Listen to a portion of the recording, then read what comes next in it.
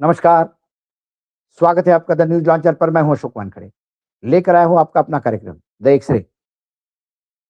एक खबर है, खबर क्या एक वक्तव्य है और वक्तव्य भी देश के एक बड़े वकील कपिल सिब्बल का। और जब मैंने वो पढ़ा तो मुझे लगा उसको एक्स-रे से देखना चाहिए क्योंकि उन्होंने वर्तमान केंद्र सरकार पे बहुत बड़ा आरोप लगाया, खासकर भाजपा। हेडलाइन थी, जेल भरो, सरकार गिराओ और चुनाव जीतो। कपिल सिब्बल बोले, सीबीआई और ईडी सरकार का हथियार। जब उस खबर को हमने टटोला, तो कपिल सिब्बल ने कहा कि केस कभी एविडेंस के आधार पर नहीं बनता। यह केवल एक राजनीतिक साजिश के आधार पर बनाया जाता है। इसमें सरकार गिराओ, झूठे आरोप लगाओ और चुनाव जीतो। दिल्ली के राउज एवेन्यू कोर्ट 100 करोड़ रुपए की शराबी नीति घोटाले मामले में पूर्व मुख्यमंत्री अरविंद केजरीवाल और पूर्व उप मुख्यमंत्री मनीष सिसोदिया को शुक्रवार को बरी कर दिया। कोर्ट ने कहा कि सीबीआई के आरोप साबित करने के लिए पर्याप्त सबूत पेश नहीं कर सकी। इस पूरे मामले में सुप्रीम कोर्ट के सीनियर वकील कपिल सिब्बल ने केंद्र सरकार पर निशाना साधा। सुप्रीम कोर्ट के सीनियर वकील कपिल सिब्बल ने कहा, मैं तो शुरुआत से ही कहता आ रहा हूं कि सीबीआई और ईडी सरकार का एक हथियार है और इस हथियार को सरकार हर रोज दुरुपयोग करती है। उन्होंने कहा कि इसलिए अन्य चीफ मिनिस्टर के खिलाफ बीजेपी ने जो भी आरोप लगाए, उसके पीछे भी कोई तथ्य नहीं। कपिल सिब्बल ने कहा कि यह लोग यानी भाजपा के झूठो आरोप लगाते हैं और राज्य के चीफ मिनिस्टर को गिरफ्तार करवाते हैं। उनकी कोशिश रहती है कि सरकार गिर जाए, फिर उनसे कहा जाता है कि आप बीजेपी ज्वाइन करो। उन्होंने कहा कि कुछ नेता सीबीआई और ईडी के डर से बीजेपी ज्वाइन कर लेते हैं। उनको डर रहता है कि कहीं उनके घर सीबीआई और ईडी ना आ जाए। सिब्बल ने कहा यह तो बीजेपी वालों की राजनीतिक खेल है। उन्होंने कानून को एक हथियार बनाकर लोगों की जिंदगी और उनका करियर बर्बाद कर दिया है। सिब्बल ने कहा इस तरह के मामले में लोगों को बेल नहीं मिलती। कहा जाता है कि आरोप बहुत बड़े हैं। उन्होंने घोटाले से करोड़ों रुपए बनाए हैं, लेकिन जब जांच होती है तो ना करोड़ों रुपए मिल पाते हैं, ना कोई सबूत। सिब्बल ने कहा यह केवल जेल भेजने का एक साजिश है। कपिल सिब्बल ने कहा कि जेल भरो यानी जेल भेजो, सरकार गिराओ और चुनाव जीतो। ये एक नया फॉर्मूला भाजपा ने इजाद किया है। कपिल सिब्बल एक न्यूज चैनल से बात कर रहे थे। उन्होंने कहा केस कभी एविडेंस के आधार पर नहीं बनता। यह केवल एक राजनीतिक साजिश के आधार पर बनाया जाता है। इसमें सरकार गिराओ, झूठे आरोप लगाओ, चुनाव जीतो। एक सवाल के जवाब में सिब्बल ने कहा कि कोई नेता बाद में बरी भी हो जाए तो क्या फर्क पड़ता है, लेकिन उसकी सरकार तो गिर जाती है और विरोधी चुनाव जीत जाते हैं। जवाबदेही के सवाल पर सिब्बल ने कहा कि जवाबदेही कौन तय करेगा? जिस सरकार के इशारे पे सीबीआई या ईडी ने काम किया, तो सरकार उनसे जवाबदेही थोड़ी ना मांगेगी, क्योंकि इन एजेंसियों ने यह काम तो सरकार के इशारे पर किया है। तो फिर किस जवाबदेही की बात होती है? सिब्बल ने कहा कि जवाबदेही तो जनता देगी जब चुनाव आएंगे। सिब्बल ने कहा कि जब सीबीआई के केस में दम नहीं है, तो ईडी का केस क्या करेगा? केजरीवाल और उसके साथी ईडी के केस से भी बरी हो जाएंगे। उन्होंने कहा कि प्रोसीडिंग तो तभी होगी जब क्राइम होगा, लेकिन जब क्राइम ही खत्म हो गया, तो प्रोसीडिंग कहां से होती है? सुप्रीम कोर्ट के सीनियर अधिवक्ता ने कहा कि इस पूरे मामले में सीबीआई के पास कोई सबूत नहीं था। वह सबूत कहां से पेश करते? उन्होंने कहा कि मैं शुरू से ही कह रहा था कि ये एक साजिश है। सिब्बल ने कहा कि बीजेपी वालों ने इस तरह के कानून का दुरुपयोग कर केवल केजरीवाल के खिलाफ ही नहीं, बल्कि अन्य लोगों के खिलाफ भी काम किया है।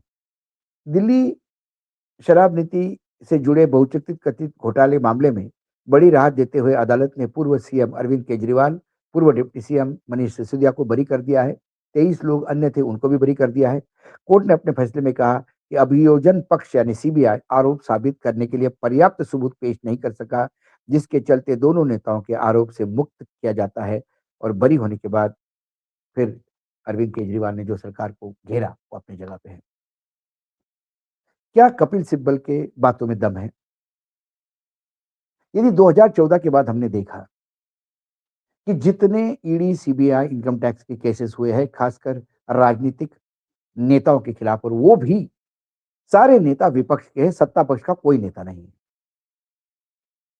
जो भी विपक्ष के नेता हैं, वो बाद में सत्ता पक्ष ज्वाइन कर लेते हैं, तो वो केसेस भी खत्म हो जाते हैं।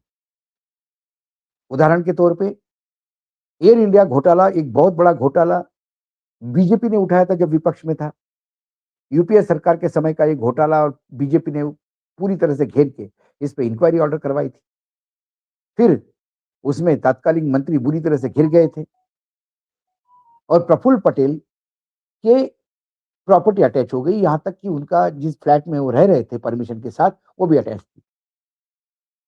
बाद में राष्ट्रवादी पार्टी तोड़ी गई, उसमें प्रफुल्ल पटेल बिल्कुल बीजेपी के साथ चले गए, एनडीए के साथ अजित पवार के साथ चले गए और उसके बाद एयर इंडिया की पूरी फाइल क्लोजर रिपोर्ट फाइल हो गई कि इसमें कुछ घोटाला हुआ नहीं, क्योंकि अब वो साथ आ गए। अजित पवार के 1400 करोड़ रुपए के एसेट फ्रीज किए गए थे, उनके बहनों से लेकर तमाम जगह पे रेड की गई थी। वो बीजेपी का साथ देने के बाद फिर कोई घोटाला नहीं था, वो क्लीन बरी हो गए। छगन भुजबल से लेके कई महाराष्ट्र में तो कई हैं। सरनाइक महाराष्ट्र में अभी परिवहन मंत्री है, उनकी 60 करोड़ रुपए की प्रॉपर्टी अटैच कर दी थी और ईडी की रेड की थी। वो शिवसेना में थे, शिंदे के बहुत नजदीक थे। वो बार बार पत्र लिखते थे अपने पार्टी को कि हमको बीजेपी के साथ जाना चाहिए, हमको बीजेपी के साथ जाना चाहिए। फिर शिंदे का एक पीए को एक नोटिस मिला ईडी का और फिर इतने डर गए कि वो शिवसेना तोड़ के चले गए और बात हुई हिंदुत्व की कि कांग्रेस के साथ जाके, एनसीपी के साथ जाके शिवसेना ने अपना हिंदुत्व डाइल्यूट किया, बाला साहेब ठाकरे की विचारधारा को डाइल्यूट किया, खत्म किया, इसलिए हम बीजेपी के साथ जा रहे हैं। अब उन्हीं के साथ जब अजित पवार आ गए, तब शिवसेना का डाइल्यूट कहां के चला गया। फिर महाराष्ट्र के विकास के लिए हम साथ हो गए। कोई भी, कपिल सिब्बल जो कहते हैं, कोई भी महाराष्ट्र में सबसे पहला हमला उन्होंने गृह मंत्री पे बोला। एक पुलिस ऑफिसर से यह कहलवाया कि गृह मंत्री 100 करोड़ की वसूली करना चाहते हैं। जब वो police commissioner, IPS officer, senior IPS officer, Mumbai commissioner, police commissioner, जब उनको कोर्ट में पेश किया करने की बात आ गई तो वो भाग गए, भगोड़े साबित हो गए। फिर जब कोर्ट में आए तो उन्होंने कोर्ट के सामने कहा कि मैंने तो अधिकारियों से बोलते हुए सुना था, ऐसा कोई मेरे पास प्रूफ नहीं है। कोर्ट ने खूब लड़कारा। ऐसे में तो इस अधिकारी को सस्पेंड होकर, टर्मिनेट होकर जेल भेजना चाहिए था। लेकिन अनिल देशमुख, जिसके ऊपर झूठे आरोप लगे, वो 15 महीने जेल में रहे, गृह मंत्री महाराष्ट्र के। पॉलिटिकल करियर बर्बाद हो गया, सरकार बर्बाद हो गई, वसूली सरकार के टैग लगे, टूट गई सरकार, राष्ट्रवादी पार्टी भी टूट गई, बीजेपी का जो प्लान था वो सक्सेस हो गया। बाद में 100 करोड़ के आरोप भी साबित नहीं हुए।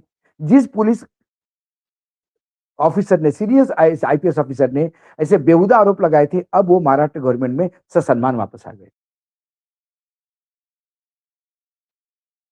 जवाबदेही किसको कहते हैं?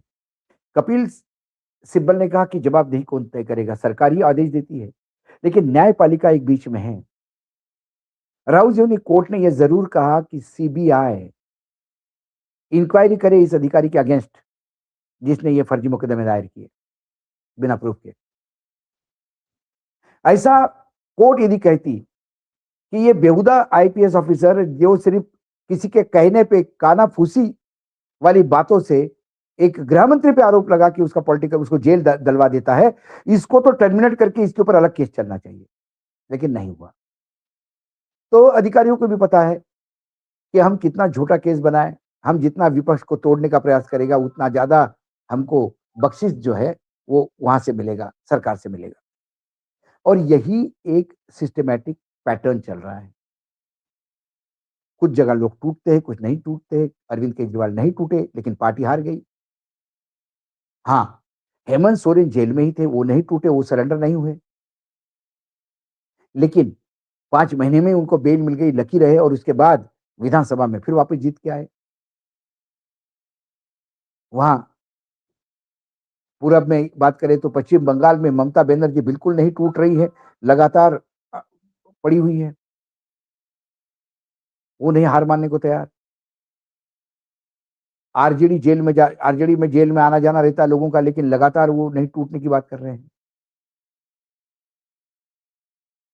जो डर जाते हैं वही वॉशिंग मशीन में चले जाते हैं। और ये बार-बार प्रूव हो गया है, बार-बार प्रूव हो गया है। कभी अभी तक किसी को सज़ा नहीं हुई। ना अनिल देशमुख का केस अभी कोई ईडी उसके बाद आगे नहीं गई, ना हेमंत सोरेन के केस में आगे है, ना वाड्रा के केस में आगे है।